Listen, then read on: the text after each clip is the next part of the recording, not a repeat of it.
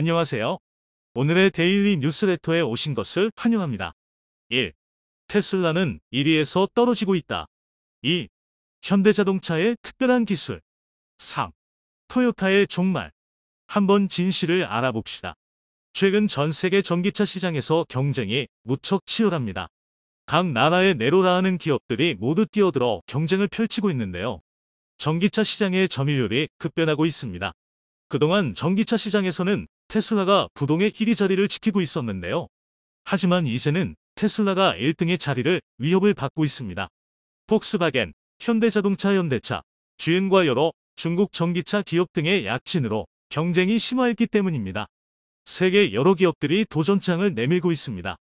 완성차 업체 간 경쟁만 심화하고 있는 것이 아닙니다. 배터리 개발 기술과 폐배터리 재활용, 소재 개발 등 전기차와 관련된 모든 분야에서 많은 기업들이 뜨거운 경쟁을 펼치고 있습니다. 특히나 중국의 여러 기업들은 최근 적극적으로 한국 전기차 시장의 문을 두드리고 있어 그 행보에 관심이 쏠리고 있습니다. 중국 기업들이 국내에서 판매할 전기차에는 중국산 배터리가 탑재될 예정인데요.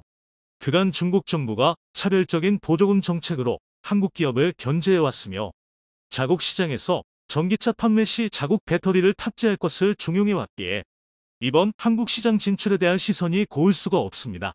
또한 중국이 자랑하던 교체식 배터리의 충격적인 근황으로 그 논란은 더욱 커지고 있습니다. 한편 현대차는 감히 넘볼 수 없는 독보적인 기술력으로 다른 전기차 기업들과 격차를 벌려나가고 있습니다. 최근 미국 타임지가 선정한 올해 최고의 발명품으로 선정되며 큰 화제가 됐는데요.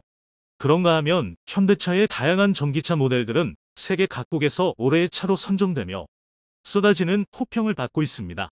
특히나 지속적으로 한국을 견제해왔던 중국과 일본에서조차 그 반응이 무시할 수 없을 정도로 폭발적이라 마지못해 인정하고 나섰다고 하죠. 최근 전 세계 여러 기업이 전기차 경쟁에 뛰어들면서 전기차 시장의 경쟁은 무척이나 치열해졌습니다. 그 가운데 우리 한국의 전기차는 계속해서 좋은 성적을 내며 촉망받고 있는데요. 주요 수출국인 미국과 독일, 영국 등의 시장에서 한국산 전기차 브랜드의 시장 점유율이 지속해서 상승하고 있으며 올 상반기 미국 시장에서는 테슬라에 이어 점유율 2위를 차지하기도 했습니다. 이에 일론 머스크 테슬라 최고 경영자는 자신의 트위터에 현대차가 매우 잘하고 있다는 글을 게재하며 화제가 되기도 했죠. 현대차에 대한 호평과 기대감이 담긴 많은 트위터 이용자들의 글이 이어졌는데요. 한국의 전기차는 전 세계인들의 많은 관심을 받으며 전기차 시장에서 독보적인 입지를 구축해 가고 있습니다. 그 와중에 중국의 여러 기업들은 최근 적극적으로 한국 전기차 시장의 문을 두드리며 도전장을 내밀고 있는데요. 바이디, 볼보, 폴스타 등을 거느리고 있는 지리차 그룹이 가장 적극적인 행보를 보이고 있습니다. 르노 코리아와 공동으로 전기차 개발에 나섰으며 독자적인 판매망 구축도 준비 중이라고 하죠. 관련 업계에 따르면 바이디 역시 한국법인 규모를 확장하고 있다고 합니다. 바이디 한국법인은 2016년 설립된 뒤 중국에서 생산된 전기버스 수출을 위한 판매사무소 개념으로 운영되어 왔는데요. 최근 사무실을 이전하고 대대적인 채용에 나서는 동시에 6개 전기차 상표 출원도 완료하며 버스뿐만 아니라 승용차까지 이르는 전기차 판매 라인업을 강화하려는 움직임을 보이고 있습니다. 또한 바이디는 쌍용 자동차와 파트너십을 맺고 전기차 전용 플랫폼 개발도 진행 중입니다. 한편 이들이 국내에서 판매할 전기차에는 중국산 배터리가 탑재될 예정으로 곳곳에서 걱정 어린 목소리가 나오고 있습니다. 바이디는 글로벌 배터리 시장 점유율 3위를 차지하고 있는 기업인데요. 바이디는 자사 배터리를 탑재한 전기차 판매를 바탕으로 시장 지배력을 높여가는 기업으로 지리차 역시 중국 배터리 기업으로부터 배터리를 공급받을 가능성이 큽니다. 그동안 한국 배터리에 대해 노골적인 차별 정책을 펼쳤던 중국이기에 이번 그들의 행보에 불편한 감정이 터져나오고 있는 것인데요. 중국은 북미, 유럽 등과 더불어 글로벌 3대 전기차, 배터리 시장으로 꼽히기에 LG에너지 솔루션, 삼성, SDI, SK온 등 국내 주요 기업들은 이미 중국 현지의 생산설비 구축을 완료했으며 지속적인 증설을 추진해오고 있습니다. 그러나 안타깝게도 2015년 전후부터 꾸준하게 투자를 이어오고 있지만 몇몇 공장을 제외하면 수익성 확보에 실패한 상태라고 합니다. 중국 정부가 차별적인 보조금 정책으로 한국 기업을 견제한 데 이어 자국 시장에서 전기차 판매를 희망하는 기업들에게 자국 배터리를 탑재할 것을 종용해왔기 때문이죠. 캐틀, 바이디 등의 자국 기업을 육성하기 위해 한국 기업을 견제한 곳인데요. 중국은 내연차 중심의 완성차 시장에서 기술 격차를 좁히는 데 실패한 이후로 전동화 시장에서 주도권을 선점하기 위해 몰두해왔습니다. 배터리 사업 육성도 그때부터 본격화됐죠. 그 영향으로 최근 중국 전기차는 유럽, 동남아시아 등으로 활발히 진출하고 있으며 중국 외의 시장에서도 중국 배터리를 탑재하는 완성차 회사들이 늘어나고 있습니다. 그렇기에 그동안 한국 완성차 시장 진출에 번번이 고배를 마셨던 중국이지만 이번 전기차 시장 진출에서는 다른 모습을 보일 수도 있다는 관측이 나오고 있는데요. 이에 한 국내 배터리 업계 관계자는 중국에서 판매되는 전기차의 한국산 배터리 탑재 문제가 여전히 해결되지 못한 상태에서 중국산 배터리를 장착한 전기차가 우리 도로를 누비게 된 상황을 어떻게 곱게 바라볼 수 있겠느냐며 기울어진 운동장을 바로잡기 위해 정부의 관심과 노력이 필요하다고 목소리를 높였습니다. 한편 중국 배터리는 세계 시장에서 크고 작은 여러 문제들을 일으키고 있습니다. 최근에는 배터리 교체용 전기차를 국가주도 사업으로 정하여 그 개발에 몰두하고 있는데요. 이는 이미 다른 많은 국가와 기업들이 연구해왔으나 결국에는 다들 중단한 연구입니다. 전기차 배터리는 표준화가 안 되어 있기 때문에 차마다 들어가는 배터리 팩이 다르고 용량 역시 다 다릅니다. 배터리를 규격화하려면 수많은 차종의 구조를 다 바꿔야 하는데 이는 사실 실현 가능성이 희박하죠. 또한 추후 배터리 기술이 좋아져서 배터리 충전에 걸리는 시간이 줄어들면 막대한 자금을 투자해 지은 배터리 교환소들 역시 무용지물이 됩니다. 그 외 여러 단점으로 인해 세계 각국은 연구를 중단했으나 중국만은 연구를 계속해오고 있는데요. 여기에는 개발도상국의 전기차 시장을 장악하려는 중국의 의도가 깔려 있습니다. 개발도상국은 전력 공급이 불안정한 나라가 많기에 운전자가 직접 전기차를 충전하는 데에 큰 어려움이 있습니다. 그렇기에 중국은 배터리 교체용 전기차를 초기에 보급해 선점하게 되면 결국 이들 나라의 전기차 시장을 중국이 독점할 수 있다고 생각하는 것이죠. 이렇게 규모의 경제로 밀어붙이는 중국의 태도에 전 세계인들은 눈살을 찌푸릴 수밖에 없습니다. 반면 현대차는 여러 걱정 어린 관측들을 일축하며 그 독보적인 기술력으로 다른 전기차 기업들과 기술 격차를 벌려나가고 있습니다. 최근 현대차 그룹의 전기차에 탑재된 기술이 미국 시사 주간지 타임이 선정한 올해 최고의 발명품 중 하나가 된 것인데요. 해당 기술은 외부 전력 공급 기술인 V2L로 타임지가 선정한 특별 언급상을 받았습니다. 타임지는 매년 혁신적인 제품과 서비스를 선정해 발표하고 있죠. 올해는 접근성, 인공지능, 의료 디자인, 엔터테인먼트, 로보틱스 등 26개 부문에서 혁신적인 제품 200종을 선정했는데요. 혁신 제품 외에 올해 시장에서 눈길을 끈 제품과 서비스에 특별 언급상을 수여하고 있으며 현대차의 V2L 기술이 그 대상이 된 것입니다. V2L은 전기차가 외부 전자제품에 교류 전력을 공급할 수 있도록 하는 기술인데요. 해당 기술로 전기차의 전력을 활용해 차량 내부 또는 야외에서 노트북과 같은 전자기기를 자유롭게 이용할 수 있습니다. 그로 인해 자동차의 활용성을 높이고 자동차를 통한 경험을 한 차원 높였다는 점에서 업계로부터 높은 평가를 받고 있죠. 특히나 72.6kWh 용량의 배터리가 적용된 아이오닉 5의 경우 4인 가족 기준 가구가 약 5일 동안 사용하는 전력량 약 60kWh도 충분히 공급할 수 있는데요. 최근 영국에서는 아이오닉 5의 V2L 기능을 활용해 세계 최초로 전기차 동력만으로 운영되는 아이오닉 5는 최대 3.6kW의 전력을 제공해 일상생활을 하는데 필요한 모든 전기를 화재 등 별다른 걱정 없이 이용할 수 있습니다. 올 초 러시아 우크라이나 전쟁으로 모든 유가가 다 오를 때 경유가 2,000원을 넘기더라고요. 900원대일 때 차 샀는데 주행거리가 좀 많은 저는 주간 주유비가 부담이 그래서 고민 안 하고 체인지. 현재 5개월 하고 며칠째인데 14,392km. 상대적으로 저렴한 충전비의 전기차가 얼마나 매력적이었겠어요. 소모품 관리가 주기적으로 관리되어야 해요. 연료 필터, 무슨 오일 기타 등등. 그런데요. 저 14,000km 뛰는 동안 정비받은 건 단 하나. 타이어 앞뒤 교환뿐. 간이 호텔 현대를 운영하기도 했습니다.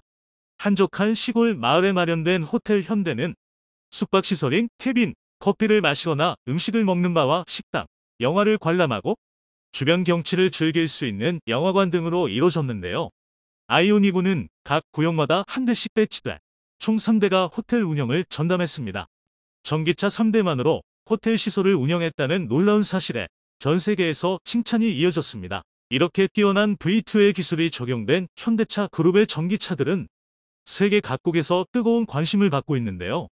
얼마 전 아이오닉5가 미국 자동차 전문지인 모터트렌드에 2023년 올해의 SUV로 선정되는가 하면 EV6은 유럽 올해의 차를 수상하기도 했죠. 세계 각국에서 쏟아지는 호평에 지속적으로 한국을 견제해왔던 중국과 일본에서조차 마지못해 인정하고 나섰다고 합니다. 일본에서 아이오닉5의 인기가 높아지며 계속해서 그 판매량이 증가하고 있는데요.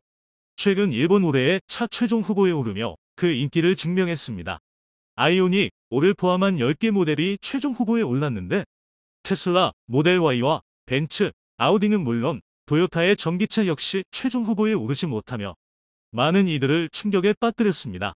최종 후보들은 시승평가를 거쳐 다음 달 중 최종적으로 한 개 모델이 일본 올해의 차로 선정될 예정인데요. 아이오닉5의 심상치 않은 인기에 좋은 소식이 기대되고 있습니다. 한편 현대차는 한국차에 대해 인색했던 중국에서조차 이례적으로 칭찬을 받았는데요. 최근 중국 언론은 중국 전기차 시장에서 데뷔한 아이오닉6에 대해 중국산 자동차보다 아이오닉6이 메리트 있다며 충전 시스템 측면에서도 테슬라와 비교해 우위에 있다. 테슬라를 가장 위협하는 자동차라고 호평했습니다. 그 뛰어난 기술력으로 전 세계 시장에서 인정받고 있는 한국 전기차의 모습이 너무도 기분 좋은데요. 최근 일본 언론을 통해 충격적인 소식이 전해졌습니다. 바로 도요타 계열사 지분을 한국의 현대자동차가 완전히 인수한다는 내용의 보도였는데요. 슈칸켄다이를 통해 알려진 이 소식에 많은 이들이 충격을 받았습니다. 특히 이제까지 한국을 무시하며 자동차 분야에서 자존심을 내세우던 일본은 현대자동차의 위상과 세계 시장에서 완전히 뒤바뀐 한국과 일본의 처지에 충격을 받았다고 합니다. 서서히 무너지고 있는 도요타의 현 상황에 많은 일본인들이 공포에 빠졌다고 하는데요. 그와 반대로 서서히 세계 시장을 장악하고 있는 주문을 했는데 왜 받질 못하는 거야? 고객의 항의에 판매 직원은 연신 고개를 숙여야 했습니다. 예정된 시일을 한참 넘겨도 차를 인계받지 못하자 폭발한 고객은 본격적인 항의에 들어갔죠. 비단 이 손님만이 아니라 많은 고객들이 판매사무소까지 와서 차량 인계를 요청했으나 차량을 전달하는데 상당한 시일이 소요되는 상황. 판매를 했어도 실물을 받지 못한 것에 고객들은 불만이 하늘을 찔렀죠. 엎친 데 덮친 격으로 인계일이 밀린 이 차량은 결국 생산 중단 결정이 내려지며 사망 선고를 받게 되었죠. 바로 도요타의 랜드크루저가 사태의 주인공입니다. 적기 생산 저스트 인타임을 원칙으로 하고 있는 도요타의 수모라 할 수 있죠. 이 사건의 진상은 사실 여러 이슈들이 맞물려 발생한 재앙이었습니다. 이제까지 고객이 주문한 물건은 무슨 수를 써서라도 제때 납기하는 것을 자랑으로 삼았던 도요타는 어쩔 수 없이 모든 손해를 감수하면서 사죄를 해야 했죠. 랜드크루저 2022년 홍은 도요타에서 인기를 끌던 제품이었습니다. 출시되자마자 많은 고객들이 디자인과 성능에 반해 구매를 하는 등 위태로웠던 도요타를 살릴 차종이라는 평가를 받으며 화려하게 시장에 데뷔를 했죠. 그러나 외부 악재가 겹치면서 생산에 차질이 생긴 것입니다. 우크라이나 전쟁과 중국발 부품 수급 문제가 바로 그것인데요. 우크라이나 전쟁으로 도요타는 러시아 공장 가동을 중지해야 했습니다. 도요타는 결국 음모를 머금고 모든 생산과 판매망을 철수했죠. 부지가 싼 러시아를 중심으로 서유럽과 동유럽 등 판매망을 확충해 유럽 진출을 계획했던 도요타 입장에서는 러시아 전쟁으로 인한 피해가 막대했습니다. 공장 생산이 막히면서 계속된 적자를 매일 감당해야 했죠. 게다가 일본 정부도 러시아 정부와 척을 치며 미국의 편을 들었기에 러시아는 일본 기업들을 봐줄 생각이 없었습니다. 오히려 도요타를 비롯한 자동차 업계에 대해 세금을 부과하거나 범칙금을 부과하며 일본 기업 내쫓기에 열을 올렸죠. 결국 국제관계의 희생양이 된 도요타는 아무런 변호도 못하고 손해를 그대로 감수해야 했습니다. 거기에 더해 중국에서 벌어진 부품 수급 문제도 도요타를 위기로 몰아갔습니다. 코로나 바이러스로 인해 도요타 공장이 위치한 상하이 인근 지역과 청두 지역 공장이 지역 봉쇄로 멈추는 바람에 도요타 자동차는 필요한 핵심 부품을 받지 못하게 되었습니다. 중국 정부는 물류 이동에 있어 엄격한 통제를 가했고 정부 시책에 저항할 수 없었던 도요타는 통제를 수용, 대부분의 손해를 떠 안아야 했죠. 러시아의 경우 유럽 시장에 타격을 입은 사건이었지만 중국의 부품만 통제는 도요타 전체를 뒤흔들 정도로 큰 사건이었습니다. 주요 부품 대부분을 중국에서 수입하는 도요타였기에 지체된 만큼 납기일이 늦어질 수밖에 없었기 때문이죠. 2021년 통계에 따르면 일본 전체 자동차 부품 수입액은 총 8,194억 엔에 해당하는데요. 이 중 중국에서 부품을 수입하는 수입액만 3,227억 엔입니다. 전체의 39.4%에 해당하는 부품을 중국에서만 수입하죠. 심지어 코로나로 인한 공장 폐쇄만 있었던 것이 아니라 스촨성에서 벌어진 가뭄 역시 도요타를 옥죄었습니다. 폭염과 가뭄에 상당히 취약한 스촨성 도요타 공장은 기후 변화에 있어 취약점을 그대로 드러냈는데요. 결국 오랜 기간 공장 가동을 중지해야 하는 사태에 직면하면서 도요타에서 생산될 대부분의 자동차 제품은 생산 가동을 멈춰야 했고 짧게는 5년에서 길게는 10년 가까이 기다려야 하는 비극이 벌어진 것이죠. 게다가 도요타를 위태롭게 만든 일은 이것만이 아니었습니다. 세계적인 트렌드 변화와 대규모 리콜 사태 등 도요타 내부적인 문제점도 부각되면서 도요타 신화는 흔들리기 시작했습니다. 테슬라의 전기차가 비약적인 성장을 거듭하고 있고 대부분의 차량이 전기차 시장으로 넘어가는 가운데 도요타는 기존 내연기관 시장에 집착하는 모습을 보였습니다. 전기차 시대를 대비해 미리 전기차를 만들어야 한다는 외부의 비난에도 불구하고 도요타는 자신이 잘하는 것에 집중하는 구태의연한 사고방식을 버리지 않았죠. 이는 도요타의 철학인 일소혁명과도 밀접하게 닿아 있습니다. 주어진 자리에서 목숨을 걸고 임한다는 뜻의 일소혁명 정신을 받은 일본은 내연기관 고급화와 성능 개량에 집착했습니다. 하지만 세계 시장의 흐름은 전기차 EV로 넘어간 상황. 현대와 기아도 내연기관 위주의 차량 제조에서 플랫폼 사업과 전기차 및 하이브리드 차량 제조로 전략을 바꾸면서 체질 개선을 꾀했죠. 결과적으로 도요타의 선택은 최악의 수였다는 것이 드러났습니다. 작년 도요타 전체 차량 생산은 857만 대로 전기차만 생산하는 테슬라는 93만 대를 기록하며 9배 이상 차를 생산했습니다. 그러나 매출과 수익 면에서 비교하면 격차가 확 줄어드는데요. 도요타의 매출은 테슬라보다 5배, 순이익은 4배 많았습니다. 많은 차량을 판매해도 수익성 면에서 테슬라에 미치지 못한다는 것을 의미하죠. 영업이익률로 비교하면 이 수치는 확연하게 드러납니다. 테슬라의 영업이익률은 12.1%로 도요타가 10.5%를 기록한 것에 비해 1.6%포인트 차이로 앞서 있다는 것을 확인할 수 있는데요. 결국 부랴부랴 전기차 시장 확대를 위해 투자에 나서는 등 점유율을 뺏기지 않기 위해 도요타도 체질 개선에 나섰습니다. 전기자동차용 배터리 생산 능력을 늘리기 위해 미국과 일본에 7조 원 가까운 비용을 투자한다고 발표도 했을 정도인데요. 전기차 개발도 서툴렀습니다. 테슬라는 물론이고 현대와 기아 등 치고 올라오는 기업들을 물리치기 위해 도요타는 자동차 제조사 노하우를 총동원해 전용 전기차 BZ4X 모델을 출시하기에 이르렀는데요. 문제는 급하게 출시한 탓에 완성도가 높지 않았다는 점입니다. 도요타 웨이라는 말을 만들 정도로 제조 공정과 품질에서 절대 타협을 보이지 않았던 도요타 입장에서는 치명적인 결합이라고 할 수 있는데요. 처음에 도요타는 결합에 대해 부인하는 모습을 보이거나 도요타의 문제가 아닌 고객의 문제라고 둘러대는 행동을 보였습니다. 그러나 전기차 문제로 고객들의 원성이 높아지자 미국 언론들이 취재에 나섰고 도요타는 항복할 수밖에 없었죠. 결국 도요타는 자사 전기차 리콜을 선언하게 됩니다. 심지어 내연기관차 구매를 원하는 이들에게 $5,000의 크레딧도 지불하면서 굴욕을 겪어야 했죠. 심지어 도요타 그룹 산하 상용차 업체인 히노 자동차가 엔진 배출가스 수치를 조작하는 사건도 터지면서 도요타의 안전성에 대한 재검사가 일어나는 일도 동시다발적으로 일어났죠.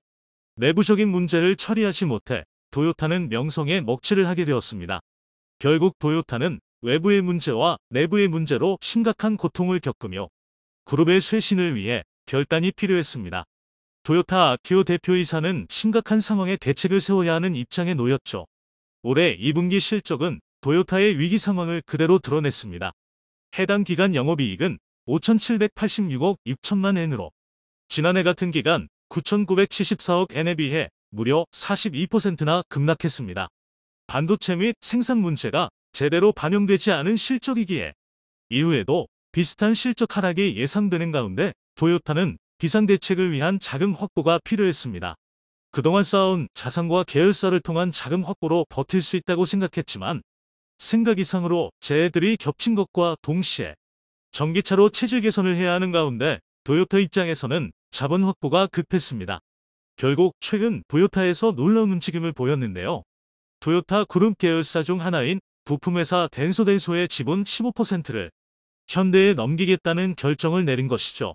슈칸타이를 통해 보도되면서 큰 화제를 불러일으켰습니다. 덴소는 토요타 그룹의 핵심 부품 회사로 수많은 메이커의 부품을 공급하는 곳으로 원래는 토요타 자동차 산하에 있던 기업이나 분리를 해 지금의 덴소가 되었는데요.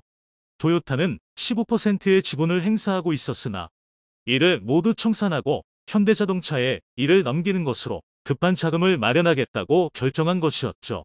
슈칸켄다이에 따르면 현대 입장에서도 덴소의 지분을 매입, 세계적인 부품 회사에 영향력을 행사할 수 있게 되면서 양사는 모두 흡족할 만한 결과를 얻었다고 하는데요. 그러나 일본이라는 국가 차원에서는 충격적인 사건이었습니다.